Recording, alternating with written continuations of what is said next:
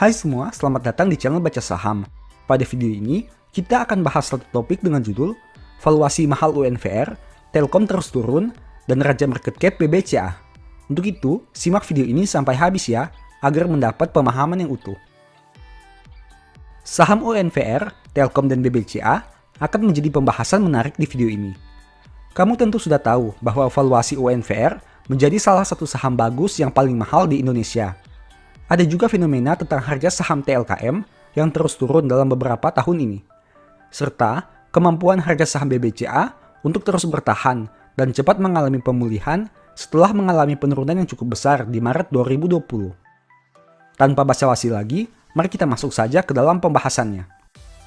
Pembahasan pertama, saham UNVR menjadi salah satu saham yang sangat menarik perhatian investor. Tentu saja, karena kinerja keuangannya yang memuaskan, produknya yang sudah dikenal luas, dan manajemen yang punya banyak pengalaman dan berintegritas. Jika melihat data market cap Agustus 2020, UNVR berada di posisi ketiga di bawah BBCA dan BBRI dengan market cap 313T. Nah, tapi jika membandingkan ketiga saham itu, terlihat UNVR mempunyai valuasi paling premium.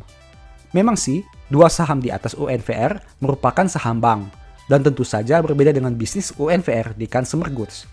Tapi, jika melihat valuasinya, kita akan menemukan perbandingan yang cukup besar. Mari kita simak data berikut ini. Jika menggunakan data RTI Bisnis tanggal 6 Oktober 2020, kita bisa melihat dari sisi dua aspek valuasi, baik PER dan PBV, di mana UNVR jauh di atas saham BBCA dan BBRI. Dari sisi PER, BBCA mempunyai valuasi 28,68 kali, BBRI 19,51 kali, dan UNVR 42,16 kali. Dari sisi PBV, BBCA mempunyai valuasi 4,15 kali, BBRI 2,14 kali, dan UNVR 34,65 kali. Pertanyaannya, apakah UNVR layak untuk diberikan valuasi setinggi itu? Dengan PER 42,16 kali, harga yang harus dibayar investor lebih tinggi 42,16 kali lipat dibanding laba per lembar saham ini. Mudahnya, kamu harus bayar Rp42 untuk mendapat perusahaan yang bisa menghasilkan laba Rp1. Sedangkan dari PBV 34,65 kali, harga yang dibayar lebih tinggi 34,65 kali lipat dibanding book value per lembarnya. Mudahnya, kamu harus bayar Rp34 untuk mendapatkan perusahaan yang punya nilai buku Rp1. Sekarang, mari kita bandingkan dengan kinerja keuangannya.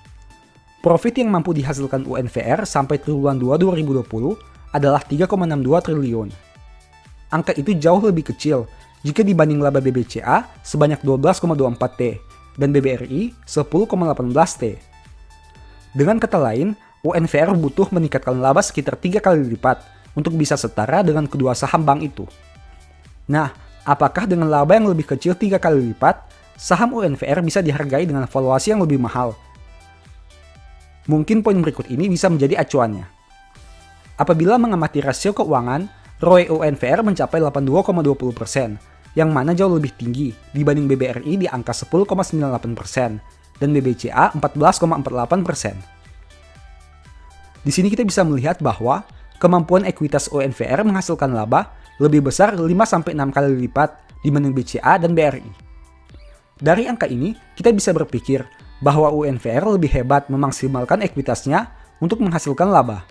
Namun, satu poin penting yang harus diingat, bahwa faktor itu disebabkan total ekuitas UNVR hanya 8,81T, di mana jauh di bawah BBRI dan BBCA, di angka 185T dan 169T.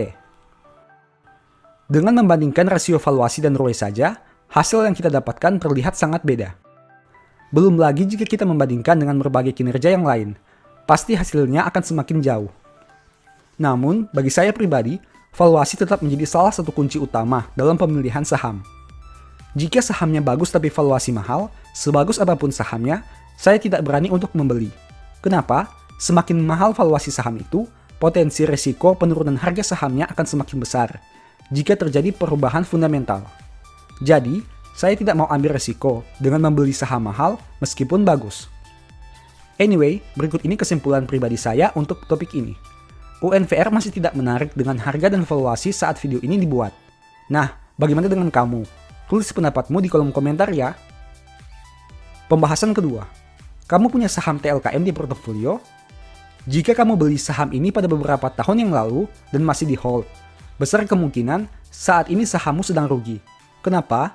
Jika mengamati harga masa lalu, saham TLKM pernah naik sampai ke angka 4.840 pada Agustus 2017. Titik itu menjadi angka tertinggi yang pernah dicapai. Bahkan, jika melihat dari pergerakannya di tahun 2003 sampai 2020. Bagaimana dengan kondisi saat ini? Dengan mengacu pada harga saham tanggal 6 Oktober 2020, TLKM sudah turun sampai ke angka 2.700-an. Itu artinya sudah berkurang 44% dari harga tertingginya. Apabila mengamati harga saat ini, harga saham TLKM sudah sama seperti harga di tahun 2015 atau 5 tahun yang lalu. Artinya, jika mau berinvestasi di TLKM sejak tahun 2015, besar kemungkinan hasil investasimu masih minus hingga saat ini. Nah, kira-kira apa yang menyebabkan saham ini turun? Jika ditanya seperti itu, jawaban saya hanya satu, yaitu karena banyak yang jualan. Logika saham itu sederhana. Saham naik karena banyak yang beli, saham turun karena banyak yang jual. Jadi pertanyaannya, apa alasan banyak orang jual saham ini? Kalau bicara alasan jual, tentu setiap orang punya alasan masing-masing. Yang trading bilang dijual karena sudah di target price. Ada juga yang kena titik cut loss. Yang menermologi bilang asingnya lagi tidak suka. Yang fundamental bilang valuasinya sudah mahal dan kinerjanya menurun. Nah, karena saya lebih berkompeten di bagian fundamental, maka akan lebih menekankan pada poin tersebut. Untuk analisa yang lain, mungkin kamu bisa cari di beberapa channel yang membahas teknikal ataupun bannermologi. To the point saja ya, dari sisi valuasi, saham ini memang sudah agak premium, tapi masih masuk akal. Artinya, dengan kondisi harga 2.700, saham TLKM bisa dikatakan cukup wajar, namun tidak juga murah. Bagaimana dengan kinerja keuangannya? Kinerjanya bisa dikatakan masih baik. Salah satu poin yang bisa dilihat dengan perolehan laba sebanyak 10,99 T. Selain itu, Telkom juga menunjukkan pertumbuhan yang positif dari aspek keuangan yang lain. Kesimpulannya, harga saham ini bisa saja turun lebih dalam karena valuasinya masih wajar dan belum bisa dikatakan murah. Namun, di harga 2.700, sebenarnya saham ini sudah sangat menarik dengan kinerja yang terus bertumbuh, namun dihargai dengan valuasi setara 5 tahun yang lalu. Apakah kamu tertarik dengan TLKM? Tulis pandanganmu di kolom komentar ya. Pembahasan ketiga, kamu pasti sering dengar orang berkata, beli saja saham BBCA, saham ini anti resesi. Kalaupun harganya turun, cepat akan naik lagi. Buktinya, lihat saja kondisi di Maret 2020. Nah, pertanyaannya, benarkah seperti itu? Jika melihat histori harga saham BBCA, pertanyaan itu bisa diakui. Sejak tahun 2004 sampai sekarang, saham ini terlihat selalu mengalami peningkatan harga saham. Bahkan, pada tahun 2008, penurunan harga saham BBCA tidak terlalu signifikan. Satu-satunya penurunan terbesar yang bisa kita lihat ada di bulan Maret 2020. Namun, sampai dengan video ini dibuat, harga sahamnya sudah berangsur pulih dan cenderung mengalami peningkatan. Bagaimana kelanjutannya? Sekarang, coba kita lihat data market cap BBCA. Dari data ini, bisa diamati, market cap BBCA ada di angka 765 T. Angka itu mengalami selisih yang cukup jauh dengan pesaing nomor 2-nya yaitu BBRI, dengan jarak sekitar 337 T atau 78,73%. Logikanya, itu berarti setidaknya harga saham BBRI harus naik 78% agar bisa mengalahkan BBCA sebagai market leader. Masalahnya, apabila melihat harga saham BBRI di angka 3.200, berarti dengan peningkatan sekitar 78%, saham ini harus terus naik menjadi 5.700 untuk bisa mengimbangi BBCA. Nah, apakah peningkatan itu mudah? Tentu saja tidak. Jika melihat histori harga saham BBRI yang belum pernah menyentuh angka 5.000-an. Dan lagi, kondisi itu dengan catatan, saham BBCA tidak mengalami peningkatan harga saham. Opsi kedua, saham BBCA mengalami penurunan dengan persentase yang sama. Ini sepertinya cukup mustahil, di mana harga saham BBCA mengalami penurunan yang signifikan. Memang sih, dari segi valuasi, saya melihat BCA sudah cukup premium, dan akan ada masanya saham ini mengalami penurunan harga saham, meskipun entah kapan waktunya. Jadi, menurut kamu, manakah yang lebih mudah? BRI naik ke angka 5 ribuan, atau BCA yang mengalami penurunan harga lebih dari 50%. Tulis di kolom komen ya. Demikianlah informasi pada video ini. Semoga bisa bermanfaat bagi kamu semua. Anyway, thanks for watching.